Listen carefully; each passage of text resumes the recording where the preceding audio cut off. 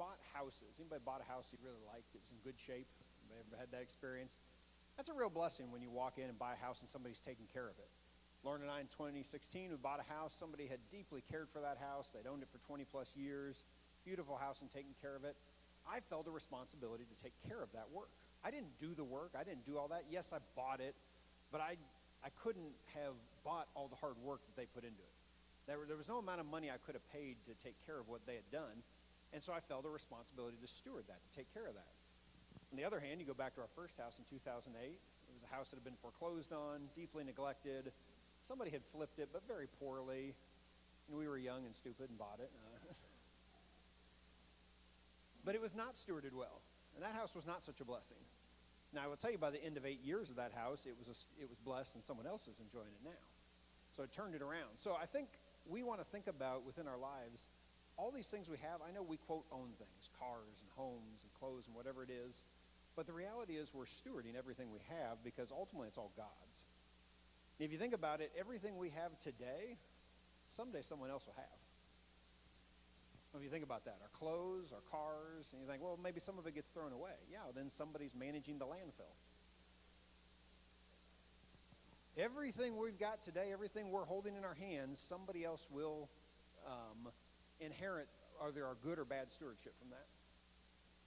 And so again, I think about that with our two houses. One taken care of well, one not taken care of well. One a blessing, one not a blessing. Today we're going to look at a very familiar passage of Scripture, Matthew 25, 14 through 30, and we're going to work through that, kind of a couple verses at a time.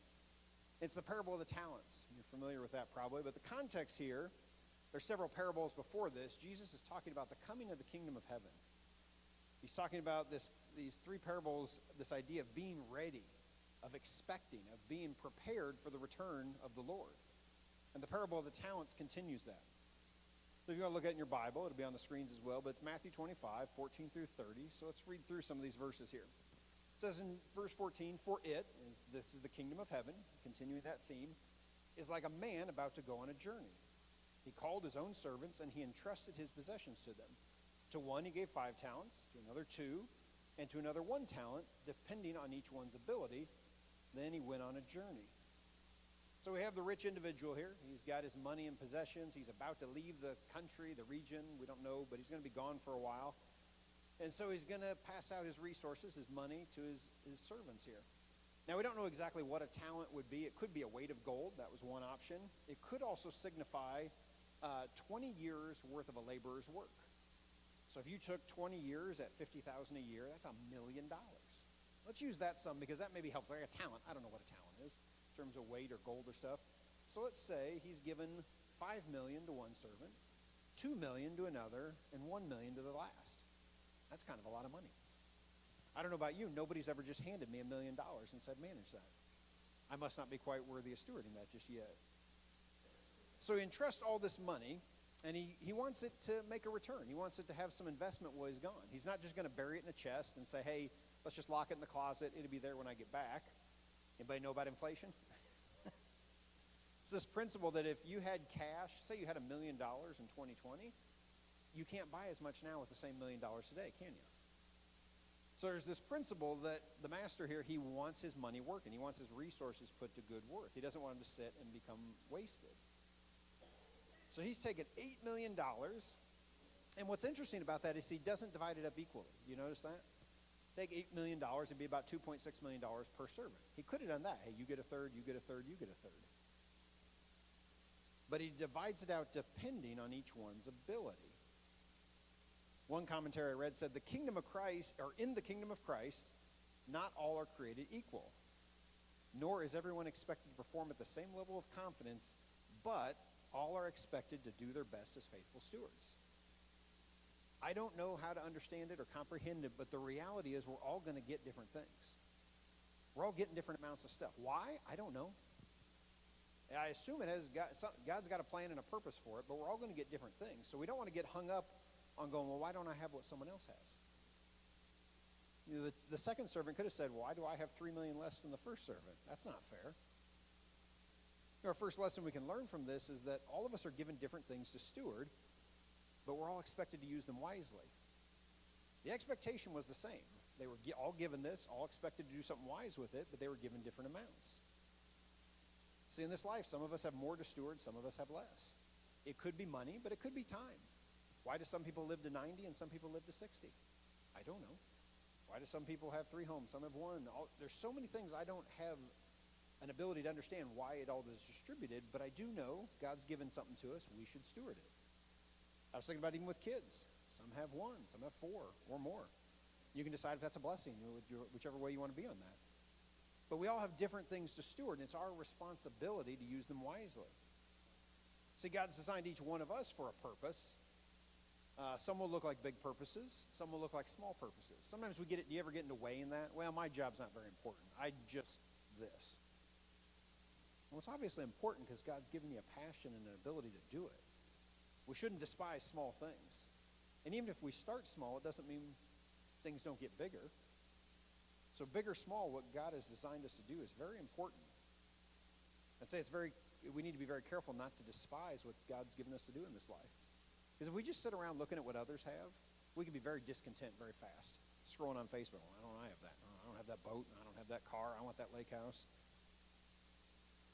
See, the servants with the 2 and the 1 talent could have easily complained, hey, why didn't we get as much as Joe over here? Joe's got 5. I don't understand. Again, I could look around at everything. I could look around at people who have bigger houses, for example, and say, why don't I have a bigger house like that? There's one neighborhood I like to drive through near our house, backs up to the Shoal Creek Golf Course.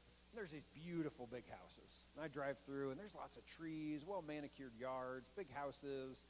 And backing up to the golf course, I'm like, this would be nice. I'd like one of these. Reality is, if I had more money, I guess I could buy one. But as I was thinking about it and contemplating this with the sermon, the reality is I could have one, but I'd have to do something. I'd have to either go earn more money or save for 10 or 15 years, and then I could buy it. I would have to steward in some capacity my resources, and then someday I could have that. Now, as I was thinking about it, probably I won't do that. Not because I'm lazy, not because I don't like nice things, but the reality is I don't need a bigger house. It's not that it's bad, whatever, they've got it. But I don't want to spend all my time just trying to buy bigger things. Because we could steward our resources just to get more, and then eventually somebody else gets it. There's another parable Jesus has about that. But the reality is, unless I wanted to radically change my life and work a lot more hours or go chase different jobs, I'm probably not going to get that. And that's okay. I like the free time. I like time with my kids. I like the time to work and serve in church. I like all these other things I have.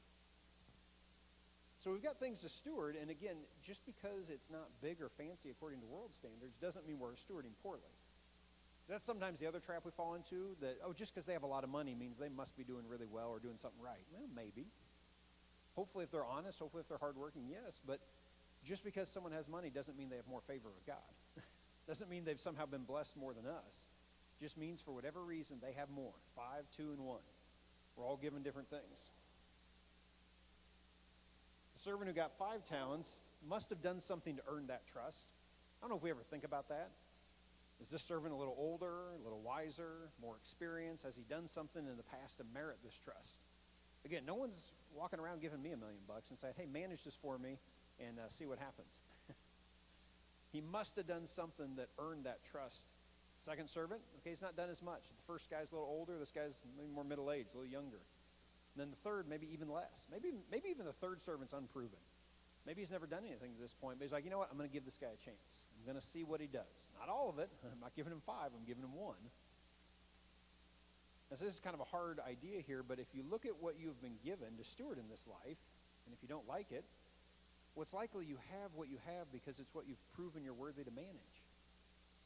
Again, if we look around at our circumstances and go, I don't like this, it's like, all right, what should we be doing different?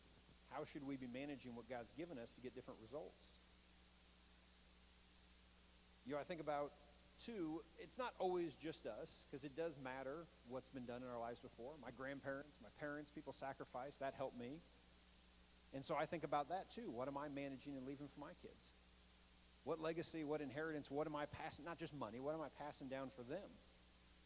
Because how we steward our resources today affects those who come after us. We also have to remember what we have today is not all earned.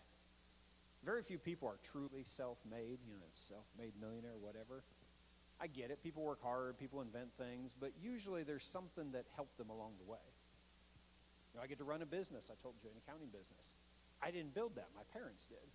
Now I get to steward that and manage it And I really do believe deeply it's my calling to steward that business and pass it on to somebody else someday. I don't know what that looks like. I really don't. But someday I believe that I'll pass that and it'll continue for another generation or two. Because I believe in the work and the ministry we do helping churches. And so everything I'm doing today is not about me in the business. I'm like, what can I do to set us up for success in the long term? Because I could, as a business owner, you can just sit here, I'm just going to spend the money, enjoy, buy the lake house, have lots of fun. You can do that. That's technically your right to do, but it's not necessarily good stewardship.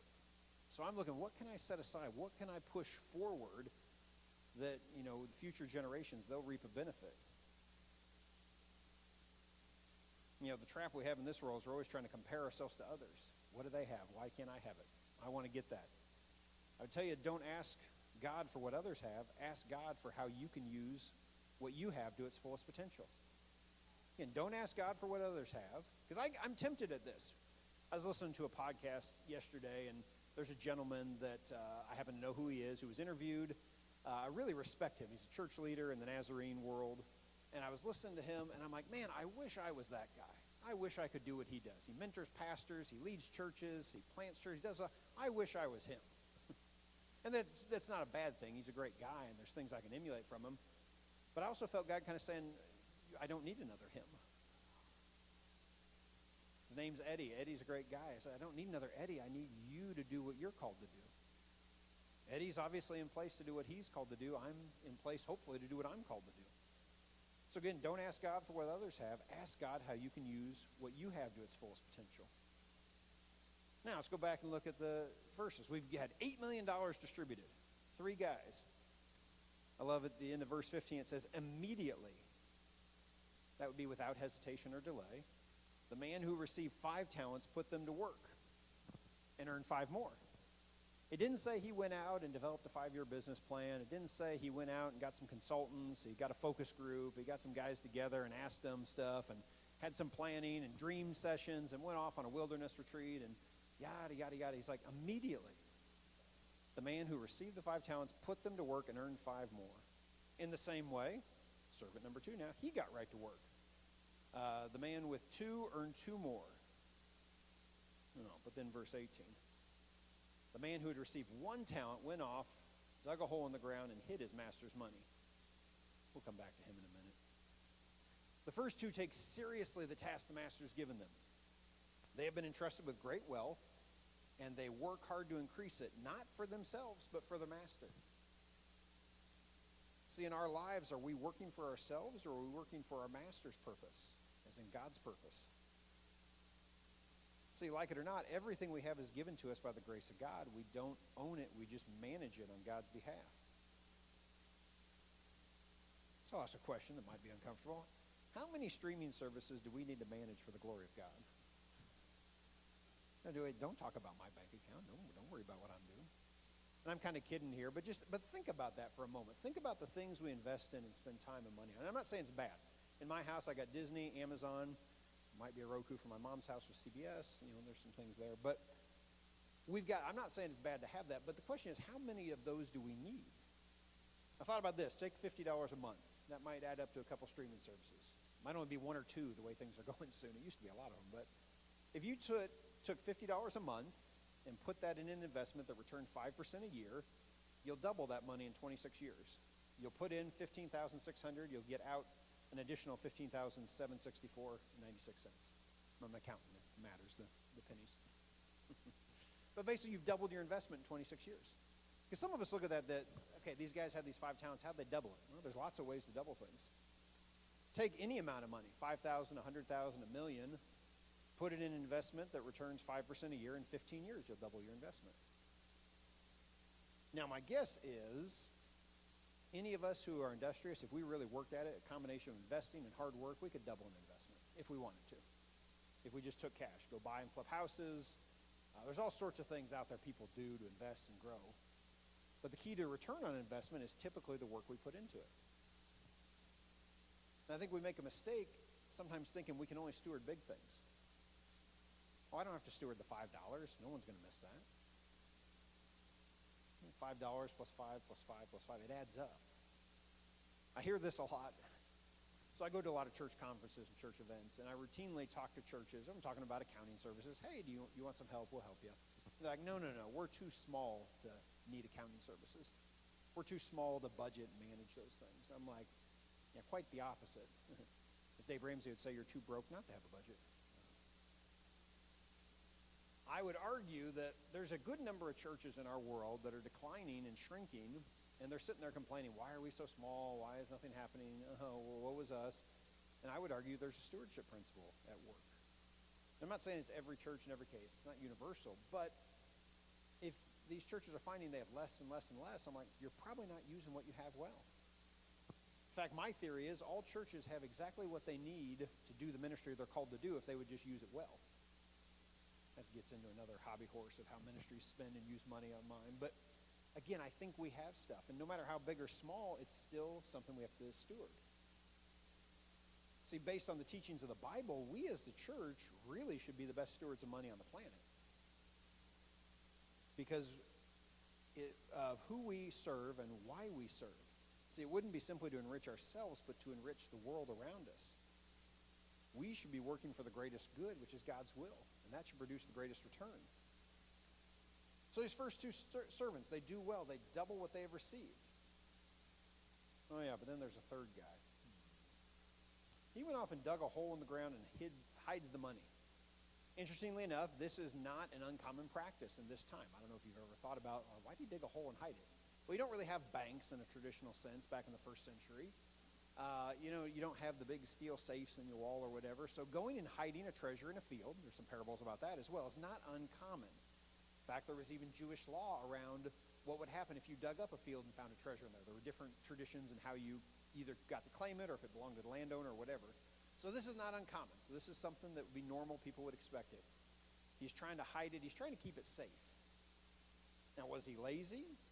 Was he afraid of losing the money? Well, we don't really know. We just know he did nothing with it. Hiding in the ground would be the equivalent of us today taking and locking the money away in our safe in the basement.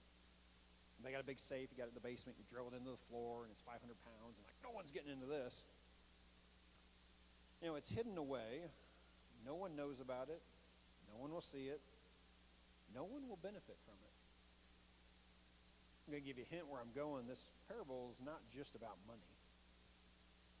Sometimes we have talents, abilities, resources, and sometimes we hide them away. And we don't share them, we don't grow them. Because we need to see this parable beyond money.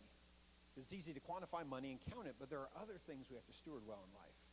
It's our time, our abilities, our bodies, our mind, our soul, our families, our homes, whatever, all need to be stewarded well. See, we should look for ways to invest our time in others, not just ourselves. I'm tempted and guilty at times at the end of the day, get home 6 o'clock, eat dinner, 6:30, turn on Wheel of Fortune.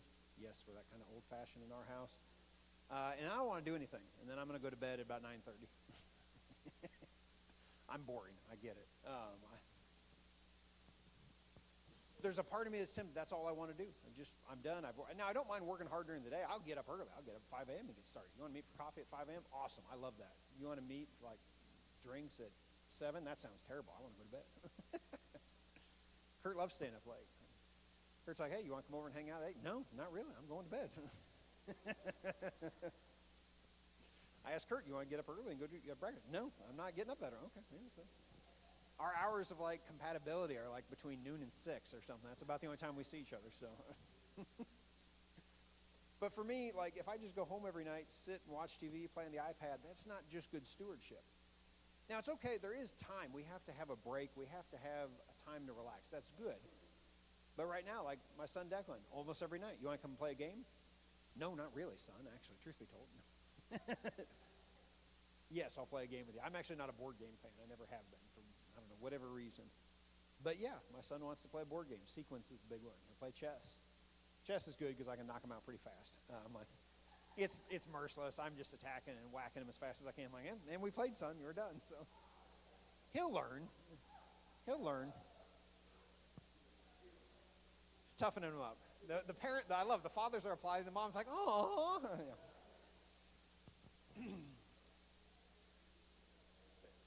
He beat me in sequence the other night. Now, sequence, he's ornery. Anybody play sequence? You know that game I'm talking about? You have cards, and you try to get 5 in a row and stuff. I get 3 in a row, and he's out trying to block me and taking stuff. I'm like, dude, what are you doing? And he's like throwing roadblocks. He'll win those. That one's kind of weird. But why am I playing a game with him? No, I don't like playing board games. To be perfectly honest, that's not my favorite thing. I mean, it's okay at certain times or certain games. So it's not really what I want to do. But why am I doing it? Because I want to spend time with him. That's important to him for whatever reason. It's not something I gave him. I don't know. Maybe, I don't know, mom plays board games all day. I don't know if you're doing that. But it's something he loves, and so I'll invest in it. It has nothing to do with me. It has nothing to do with what I want in that moment. It has everything to do with I'll tell you what I really want. There is something I want at the end. I want when he's 16 to come and still talk to me. Talking to a 6-year-old, fine, whatever. What'd you do today? Had snacks. Okay. Talk to my 4-year-old. What'd you do today? Took a nap. I'm like, okay. Yeah, so. That's not a deep, meaningful conversation per se, but I'm planting seeds. Take the kids out for donuts usually on Friday mornings. Now, I do like donuts. That is, I like that. So that's a me thing, I suppose. But it's also so I spend time with them. And again, have we had meaningful, life-altering conversations at this point? No. But do I want my girls become 15, 16, 17? Do I want them to still talk to me? Yeah. And now hopefully there's been groundwork laid to where when my 15, 16, they're starting to get older, maybe parents aren't so cool anymore, I say, hey, you want to go get coffee? You want to go do this or that? It's natural because we've always done it. It's not some like, weirdo, why do you want to talk to me now? So I'm making these investments. I'm trying to steward it. I'm not perfect. By no means have I achieved what the perfect stewardship is in life. You can ask my wife where I'm missing. I'm sure she's got a list. But my point is I'm trying to say, where can I be intentional? Where can I find these things to use what God's given me appropriately? Because, see, we all have natural abilities. All have God-given gifts. If we build things, then let's build. If we fix things, fix them. If we design, develop. If we dream, if we comfort, if we love, if we care for people, let's nourish those gifts. Let's use those. Because, see, at some point, this is where the parable's going. You know where this goes. All of us have to give an account for what we have done. Whether we die and go to heaven, Jesus comes back, doesn't matter. At some point, it will be asked, what did you do with what I gave you? And so let's go down to verse 19. It says, after a long time, so we don't know, months, probably years is what I would guess, a long time. The master of those servants came and settled accounts with them. The man who had received 5 talents approached, presented 5 more talents, and said, Master, you gave me 5 talents. See, I have earned 5 more. His master said to him, well done, good and faithful servant. You were faithful over a few things. I will put you in charge of many things. Now we repeat almost word for word. It says, the man with 2 talents approached. He said, Master, you gave me 2 talents. See, I have earned 2 more. His master said to him, well done, good and faithful servant. You were faithful over few things. I will put you in charge of many things. Share in your master's joy. The first 2 servants come joyfully going, look what I've done. That's what one of the commentaries said. They said this is this emphasis, like, look, you gave me this. Anybody, your kids come up, look what I've done. Hopefully that's a good thing. Sometimes. No, but they come up, they color something. Brooklyn will come up, I'll color this. Is it a Picasso? Is it going in the Louvre? No. Do you still celebrate and go, wow, that's awesome. They're so excited to share what they've done. They come tell you. My older girls will come tell me they did such and such on gymnastics, and they'll tell me all these things, and I have no idea what any of it means. I don't say, we did this front tuck and hip circle and blah, blah, blah. I'm like, that's awesome. Good job. I'd have to Google it if I wanted to know what they were really doing. But they're so excited to share what that is. They're so excited to tell them what they've done. They come and say, Master. They acknowledge his authority. You gave me. Again, they acknowledge that it was given to them. Then the 5 or the 2 talents. And then it was William Hendrickson's commentary. He says, the servant is bubbling with enthusiasm, is thoroughly thrilled, and as it were, invites the master to start counting. See, I've earned 2 or 5 more. Can you remember a time in your life when you've worked hard? You've done something, whether it was when you were a kid, as an adult, you're very proud of, whether it's school, a work project, you built something. You know, I like building woodworking projects and tables, and it's fun to show them off when you're done. Like, look what I did. This is cool. My kids show me stuff all the time. And that's what this is. This is this enthusiasm. Look, Lord, here is what I've done. Count it, see it. It's beautiful. Kind of remember that. I don't know if anybody's ever done drama, done theater. You do a production and a play. You work all these hours. You spend all this energy preparing. And then you perform the show and you get the applause. And it just feels so good to say, look what we've done. Look what we've done and created. And then for both the servants, the reply is the same. Well done. You manage this well. Now you will manage more. Again, think about this thought of if we want more resources, we best steward what we have to begin with. Why should I steward poorly and expect more? I asked that to a pastor once. I haven't talked to that pastor since. I don't know, maybe he was upset. No, I said the church, they were struggling with money. This is out on the East Coast. And he just said, if we just raise more money, we'd balance the budget. And I said, well, yeah, that is technically true. You're overspending by a couple $100,000 every year. Your reserves are plummeting. And you're right. If people gave more money, you're right. It would fix the gap. And I told him about Luke 16, which I think I have in here. Whoever is faithful with very little is also faithful with much. And I just said, what makes you think you deserve to steward more resources? Again, I haven't talked to him since. I don't know. I still talk to that church. It's still quiet. I think it's still okay. But my challenge to them was, you can't just sit here and complain and go, if I had more money, I'd be okay. No, budget what you have well first, and then you can receive more. The phrase we use in our business with our churches and our clients is, money follows stewardship, not the other way around. You don't get to say, well, I was a lousy steward with this $50,000. Now I expect $100,000. Why? It's like someone who works for you comes up and asks for a raise. Hey, I didn't work very hard. I show up late. I don't really care. My work product's pretty poor, but can you pay me more? No. The answer's no. You get nothing. But that's what we do sometimes. We sit there and go, yeah, I just want more. Based on what? Now, I will say on the inverse, when I see somebody that's working hard, when they're pouring their effort, when they're doing a really good job, yeah, I'm happy to give them a raise. I promise I'll give them more because they're stewarding well. We had a storage closet in our office, and I was getting asked multiple times, hey, can we buy some more shelves? We need to organize this closet. I peeked in the closet. I'm like, no, you guys get nothing. You can't steward the space you have well. I didn't quite say this, but this is what I was thinking. Why would I give you more to steward in here? Then a different person was put in charge of the closet. The closet was cleaned up. I looked. It was really nice. She asked for more shelves. I said, yes. It's a very simple stewardship principle. As soon as they started managing what they had well, I was happy to give them more. But I was not going to give more to something that was being poorly stewarded. These two servants are interesting that both did really well. You realize they started out $3 million apart. They started out with 5 and 2 and ended with 10 and 4. So they started $3 million apart, they ended $6 million apart, and yet they both received the same praise. You notice that? It wasn't about that each of them needed to return $10 million at the end. That wasn't what they were asked to do. They were asked to use what they had well. And they were rewarded the same way, and yet their total amount was different. You realize that we can be rewarded well, and the totals can be different. It's kind of like with church. We don't need to be a 1,000-people church to be a success. Maybe we'll be a 150-person church. And at the end, when we're done and give account to God, we can look at what we did with these 150 people. And that'll be great. We don't have to worry about and look over the neighbor. And why does our neighbor have more people than us? Not our problem. Let's work with what we have and use our abilities the way use what God's given us to use.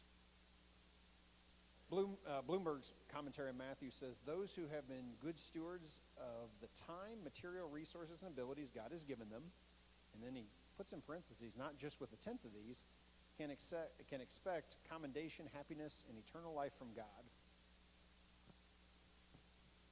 What Bloomberg's trying to get at is it's not just what we give away to God, it's everything that we use to manage God. It's good. You give offerings, 1, 10, 5, 20%, whatever, that's good. Fine, offerings are great, but we're still expected to steward the rest well. Worldly wealth is not the true treasure, is not the end goal. God has much better things for us to manage and steward. So we know there's a reward for stewarding well, but unfortunately, the story doesn't end there. Let's go to verse 24. A third servant comes up. He says, the man who received 1 talent also approached and said, Master, I know you're a harsh man, reaping where you haven't sown and gathering where you haven't scattered seed. So I was afraid and went off and hid your money in the ground. See, you have what's yours. I can just kind of imagine him throwing it across the table, going, here, have it back. And again, it's interesting, the language, see, you have what's yours, but this is a spiteful. A third servant has done absolutely nothing. He didn't lose a dime. He didn't gain a dime. So we're at a net zero here. Now, again, if we account for inflation, I don't know if they had inflation back then, but nothing's been produced. That money went to waste for those years. It just sat there and accomplished nothing. And now, not only does he not just say, well, he could have said, hey, I messed up. I'm sorry. Forgive me. He blames the master. He says, hey, you're a bad guy. You're a mean person to work for, and I just knew you'd be upset at me, whatever I did, so here you go. Have it back. Who knows? Maybe he was upset at the other two. Maybe he was scared to lose the money. Maybe he didn't want the responsibility he was given. I thought about that. Maybe he looked at this and goes, I don't want this. Like, don't make me responsible for this. Anybody ever feel that? Something's handed to you and you're like, why is this my responsibility? Could be at work. Could be walking down the street. Could be something that's like, why am I now responsible for this? But the reality is God will put things in our hands at times. We might be tempted to react like this guy. And we might say, well, if I had what the other guy had, I would have done better. Or I would have done better if, this, and this. Or I needed more direction. I needed more time. I didn't know how long you'd be gone. Blah, blah, blah, blah, blah. Excuses, excuses, excuses. We can make all these reasons for why we steward poorly. You can go back to the first two servants. It said they immediately went to work. They didn't wait around to go, gee, I wonder how long he's going to be gone. No, they said immediately he went to work. See, this third servant is attempting to justify his poor behavior. And his only excuse is to blame the master, who, by the way, left him $1 million. Isn't that an odd dichotomy? Like, okay, I left you $1 million, now you're mad at me? Wait, really? While smaller than what the others had, he still had a significant amount. At worst, he had 20 years worth of a laborer's work given to him. It wasn't insignificant. Maybe he despised it. Again, we don't know for sure. But we do know in verse 26, the answer, his master replied to him, you evil and lazy. And here that term lazy, it can also be translated as shrinking or hesitating. I thought that was interesting. I was reading in the commentaries. This idea of being lazy is he just didn't do anything. He pulled back. See, I think he would have been okay had he acted and failed. That's my opinion. I don't know. I don't have that in Scripture. But I think what the master's mad at is that you didn't even try. It's like you went up to the plate, you watched 3 strikes come through, and you didn't even get the bat off your shoulders. Kurt would like that analogy. Or it's like, hey, it's the last second, dribble, dribble, dribble, clock runs out. You didn't even shoot. Well, the guy was in front. Like, it doesn't matter. You can't win the game and get a bucket if you don't shoot it. So here it is. He's saying, you lazy or shrinking, hesitating servant. See, by giving him this talent, the master was calling him up to something, calling him to action, but he shrunk back, he hesitated. Now, granted, he maintained what he had. He suffered no loss, but the criticism is that he hesitated and shrunk back, that he didn't do anything. The issue is that he didn't step up and take a risk. See, playing it safe is not acceptable stewardship in this scenario. The master continues, if you knew, and he's kind of being sarcastic, he's not agreeing with the servant, but he's like, oh, I'm such a bad guy. Really? Okay, well, if you knew this, if you knew I reap where I haven't sown and gather where I haven't scattered, then you should have deposited my money with the bankers, and at least I would have received my money back with interest. He's going, you could have done the minimum.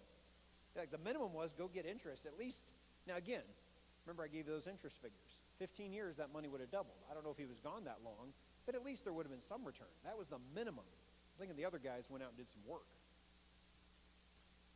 See, there was an option to get the little bit back, but he wouldn't even do that. Playing it safe and just maintaining the status quo is not stewardship. Returning what we have after making no effort to improve it is not acceptable to God. The servant's major mistake was he took no action because he was paralyzed with fear of the unknown.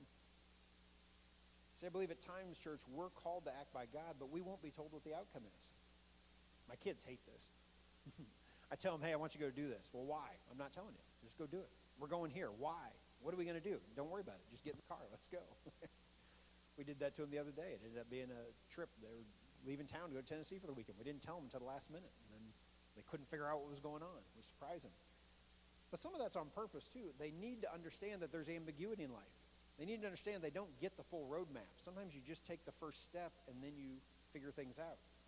And then you get more information, you improve, and make changes as you go. But failing to steward what we have, or failing to act as we should because of fear, is not acceptable to God. That behavior has consequences. Verse 28, so take the talent from him and give it to the one who has 10 talents. For everyone who has will be given, and he will be given more than enough. But from the one who does not have, even what he has will be taken from him. And throw this good-for-nothing servant into utter darkness, where there will be weeping and gnashing of teeth. I don't know any other way to say this, but failure to follow God's ways has consequences. Now, God has an immense amount of grace in our life. Like, we don't earn salvation. Like, we have all this free stuff from God. But with that, there's responsibility. We don't just receive salvation and go, I'm good. I'll go find a comfy chair, sit down, I don't have to do anything. All the rest of y'all figure it out. No, with salvation, we're now called into action. We're now called up to something. Now, the good news is, no matter where we are, you may say, well, yeah, I have squandered, I have wasted. You look back, and we always do. That's kind of all our lives. We all look back, and what do we remember? The mistakes. It's just what we remember. But here's the good news. Even if that is the case, even if there are consequences, even if there are bad things, we can start today. There's nothing that prevents us from starting to do things the right way right now, whatever that is. See, to steward God's resources correctly, we have to use them for his purposes, not ours. Seeking my pleasure, my comfort, and ease are not God's ways. You know, what's funny is, though, what did the master say? Come into my joy. So if we pursue God's ways, all these things get added to us. But we get it backwards. We want all the rewards up front, but really we do the hard work, and on the back end, we get those rewards. See, whenever God calls us to give an account, will we be like the wicked servant who says, see, here's what you've given me. You can have it back. It's yours. Or will we say, hey, see, look at what I have done. Will we have joy to the Father and say, look at what you gave me and look at what I'm giving back. Look at what I turned it into. I hope we can say that with our lives. I hope we can do that. As I start to close here, I want to give you just a couple things you can think about. Obviously, there's some things you can steward in your lives. Money being one of them. I'll give you my opinion on ways to steward that. Minimize debt, have savings, give away at least 10% to God. There's a start right there. If you're like, I don't know what to do with money. Here, I'll give you 3. Minimize debt, have savings, give away at least 10%. Lauren and I aren't perfect with money. That's not it. But I can tell you we've lived by that basic principle. It works well. A car repair is not an emergency. Lauren had almost $500, brakes and rotors. And it's like, okay, I don't like it, but we had money. It's fine. We'll pay for it. I hate spending money out of savings, but that's exactly why I have savings. I always want it to grow bigger. I don't like when it goes down. But that's the point. And really what it is about having margin. And really that's about a lot of our life is just leave some margin. The other thing you can steward, your time. It's good to work hard. It is good to be involved in things, but don't fill your schedule to the max. Have a Sabbath. Invest time in the things of God and other people. Again, you want to work 6 days hard, charging? Great, that is a good thing. You better have a day of rest, or you will just burn yourself out and crash and burn at some point. But then, like what I said earlier, could I go work a different job that makes more money? Sure. Could I go buy bigger houses and cars? Sure. But I'd rather invest in the things of God. I'd rather have a job that gives me a measure of freedom. There's still responsibilities, but now I can do other things. Now I can invest in people and do other activities. And it doesn't have to be about making the car payment. It doesn't have to be about keeping the mortgage payment up. Another thing we should be stewarding as Christians, and sometimes in the church we don't, but our body. Scripture says our body is a temple to God. By the way, you only get one. So eat a healthy diet, exercise, take care of yourself. Now, you don't have to be an athlete. That's not it. But I remember when I was 25, I was about 50 pounds heavier than I am right now. I do the math, think about where I was. And I was 25 and waking up with lower back pain. I'm like, this is stupid. Now, I could have said, you know what, I'll just take some Tylenol, just take some medication, get some shots, whatever. I'll just manage it, whatever. I'll live with it. I said, nah, I ain't doing this. And so I changed my diet. I used to remember, I don't know what they cost now. You remember those Totino's pizzas that were like 99 cents? Like cardboard with some cheese on them. But I'd take one of those, put pepperoni on it, load it up with more cheese, eat that as an afternoon snack. Then I'd eat dinner later at night. And then I'd have a couple cans of Coke while I was at it. Gee, I wonder why I have lower back pain and I'm overweight. Gee, what could be causing that? Poor decisions. So I changed some things. Again, I'm not any paragon of athletics now, but I changed my diet. I stopped drinking soda. That was a huge one for me. And I started walking. 3 months later, I'm all of a sudden 30 pounds lighter. It's a miracle. Sort of. I put some work into it. I stewarded my body, and now all of a sudden the lower back pain's gone. It's a miracle. Yes, it is God. I'll still acknowledge that, but it did require some investment from me. I didn't just get to sit there on the couch and go, hey, God, can you take this back pain away from me? Thanks. That'd be great. Why would God honor that? Why would God look and go, wow, you're wasting away? And again, it's not to pick on or condemn anyone. That's not my point. But I'm saying, if we're looking at things that aren't going well in our life, and we're saying, hey, if we have ability, we don't always have ability to change them. Sometimes there's sickness, disease. There are other things. It's not all one size fits all. But if we see things that are declining, it's like, okay, what are we doing to contribute to help those? Same thing with our spirit. If we're constantly down, depressed, bitter, upset, angry, miserable, moody, sad, at least take stock of what you're bringing into your life. The podcasts, the social media, the news, the people we hang out with, what are we bringing in? Now, depression, there are real times where you need doctors. That's fine. There are real issues at times. But for a lot of us, I think if we're finding ourselves down, it's like, what have we been focusing on? Take out the Fox News or CNN or whatever your flavor is. Try some worship music instead. Read some scripture instead. See if after 30 days that doesn't change. Do it as an experiment. Come back and give me a report. Come back, see, look what I've done. See if it changes. But I'm serious. If you have something you like, a half-hour show or some news, and it's just constant, and the news is depressing, and they're there to make money. No offense to the news. They've got to hook you, and so they keep giving you the worst news in ways that hook you and keep you feeling like you have to watch it. Turn it off for a month and see if you don't feel different. Just a thought. Last one I'll give you. We'll do communion here in a minute. But I'd say we got to steward our families well. There is nothing I have more valuable in my life than my wife and my kids. The house, the cars, the job, clothes, nothing else I have matters as much as my family. And as for us, as our parents, we have got to steward our kids. They are our greatest resource. They are what we will propel into the future.